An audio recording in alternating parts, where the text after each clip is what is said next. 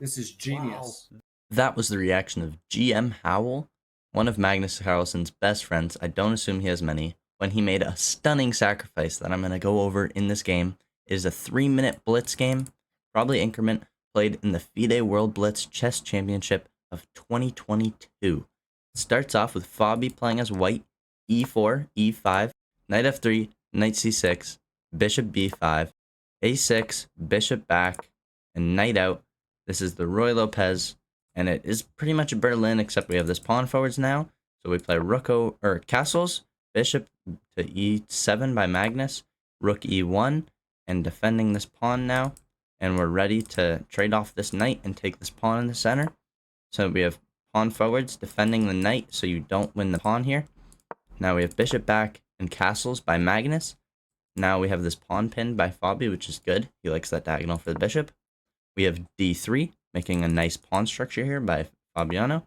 And then we have d6, ready to play knight a5 here, attacking the bishop, moving it to here, and then hopefully trading it off and ruining the pawn structure. So by Fabi, we have bishop d5, bishop d2, defending the a5 square, then h6 and h3. So we have a rook over, and now we're playing a3, a3, h3 by Fabi, just clamping on these squares, making sure nothing can attack him.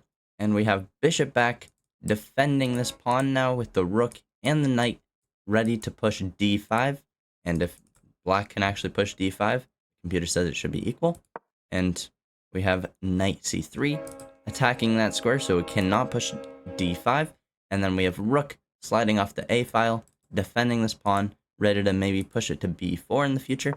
Now we have knight d5, so he cannot push this pawn anymore. And now we have takes, trading off a pair of knights. And now the bishop is on this square. Knight attacks it. Fabi, instead of leaving his bishop here and maybe trading it off, decides to drop it back, because that would pretty mess up his pawn structure pretty bad. Now we have knight g6 and a4. And the computer likes pushing your pawn here, but Magnus just trades off the bishops real quick. And then we have a rook e6 takes back instead of the pawn, which I find quite odd, but if his rook's not here, it's not on the open file, a rook lift could be a good idea here for the endgame. Now we have pawn takes, and queen e2. Now d5, and we take by Fabi, takes back with the queen by Magnus. This is pretty nice so far. And we have queen to e4, and queen takes, rook over, and pawn to c3. Now we have pawn f6, pawn g3, and pawn to b4 now, attacking this pawn, defended by this, and this pawn is defended by the bishop, so you can't really take here, or you're kind of in a little bit of trouble. So we play king g2, preemptive move, just trying to get your king into the endgame. And now we have pawn takes, bishop to d6 by Magnus, ready to defend this pawn with everything, literally. Knight drops to d2, and then knight to f8, rerouting this knight once again, because there's no really good squares that this knight can go to, and this pawn does not need defended. So we have knight drops back by Fabi. They're literally just dancing around with the knights. We have bishop to b4, rook defends the bishop, bishop takes, rook takes, pawn takes, and now Magnus threatens this pawn, and Fabi defends the pawn with his rook. We have knight jumping in, knight d2, rook attacking the knight, knight c4, rook a2, rook d1, and now Magnus is jumping with the knight. It looks pretty equal here, but Magnus is slowly but surely gaining another advantage like all of his games. We have rook to d2, trying to trade off the rooks. Magnus says no, attacks the knight, knight drops back, and we have knight taking the pawn here, and he gains more of an advantage, a little bit more, just slowly but surely hitting every piece that Fabi has. He defends correctly by making an attack, and we have rook a2.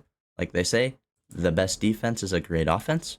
We have king f3 attacking the knight, moving out of the pin of this rook. Then knight takes by Magnus. Amazing move.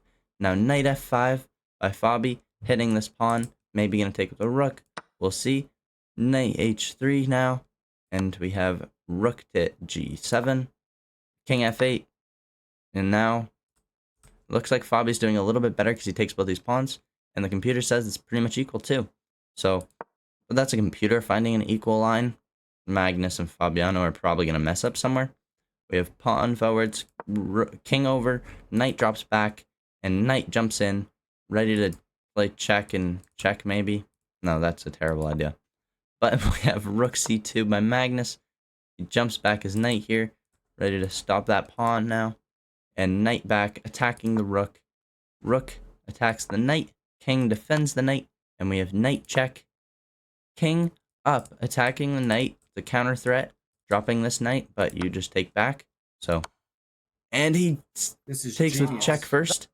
Now we have here, and it looks like it's bad for Magnus because everything's hanging. Although, I honestly don't know what he's thinking. Maybe he's up pawns or something. He drops his rook all the way back. We have king e3 by Bobby, which is a blunder. He needed to play g4 instead. A crazy move that I don't think anyone would see. And he only has 9 seconds. So maybe in a longer format you'd see that. But plays king e3 jumping in. And we have rook over, attacking the knight. And he's ready to win the game and just promote his pawns. That's crazy. I guess the knight's trapped, right? Yeah. The knight is... No. He can go here. Why can't he just go here? He just takes g4. Oh, he's going this way. I'm stupid. And after rook h8, Fabiano Caruana resigns in this position because the knight, even if you move it here, just gets captured and it's trapped. And he's just going to promote these pawns. It's 3-on-1. And he's going to lose the knight. It's over. Thanks for watching. Please like, comment, subscribe, and I'll see you in the next video. Thank you.